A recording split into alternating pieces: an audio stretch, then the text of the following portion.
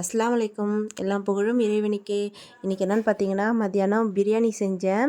அதுக்கு வந்து தயிர் பச்சடி செஞ்சேன். இப்போ நைட் டைம் தயிர் பச்சடி சாப்பிட்டா சரி வராது. ஏன்னா இப்போ வந்து பனிக்காலம் இல்லையா, அதனால் இப்போ வந்து சமைச்சா சரிப்பட்டு வராதுன்னு சொல்லிட்டு, சரி கொத்தமல்லி சட்னி அரைக்கலாம் அப்படின்ட்டு. எனக்கும் எந்த கண்டென்ட்டும் கிடைக்கல. சரி இது போடுவோம் அப்படின்னு போட்டுட்ருக்கேன்.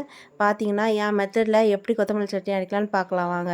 அதுக்கு என்னென்னா, பச்சை மிளகா, கொத்தமல்லி, புதினா, கருவேப்பிலை, இஞ்சி, பூண்டு, கொஞ்சோண்டு புளி வச்சு துவரம் பருப்பு, உளுத்த பருப்பு கொஞ்சம் போட்டு நல்லா வதக்கிக்கணுங்க.